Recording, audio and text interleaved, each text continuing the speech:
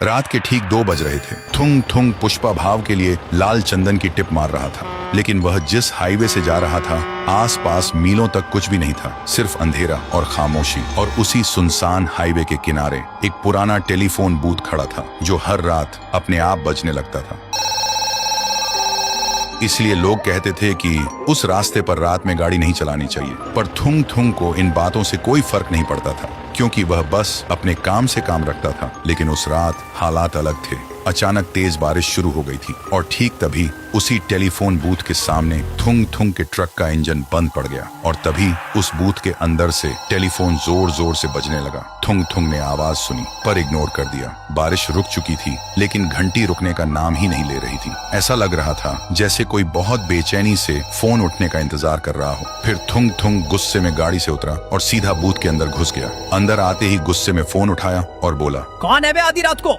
लेकिन दूसरी तरफ सिर्फ सन्नाटा था। फिर एक छोटी सी कांपती हुई बच्ची की आवाज आई, पापा आप कब आओगे? मुझे अकेले बहुत डर लग रहा है। ये सुनते ही थुंग थुंग जम सा गया। उसके पैरों तले जमीन खिसक गई, क्योंकि वह आवाज उसकी 6 साल की बेटी की थी। उसका गला सूख गया। वह कांपते हुए बोला, बेटी तू इतनी रात को जाग रही है? तेरी माँ कहाँ है? बेटी सिसकते हुए बोली, माँ रो रही है पापा। आज आपका बर्थडे है ना? सब कहते हैं आप हमें छोड़ गए, पर मुझे पता था आप मेरा कॉल जरूर उठाओगे। ये सुनते ही थुंग थुंग के दिमाग में एक जोर का झटका लगा, जैसे वक्त एक पल के लिए रुक गया हो। और फिर उसके दिमाग में पिछली तस्वीरें चलने लगी। तेज बारिश, यही हाईवे, ट्रक के ब्रेक्स फेल होना और एक भयानक टक्कर।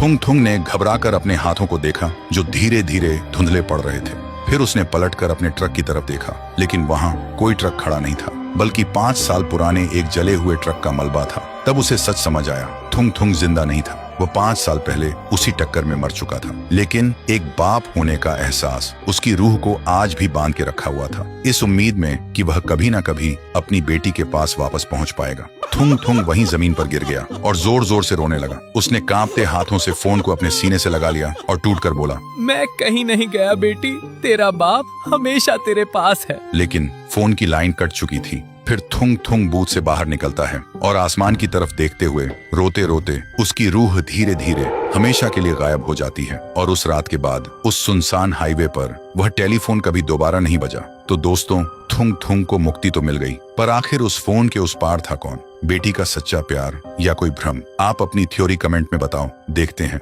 किसका दिमाग सबसे तेज चलता है।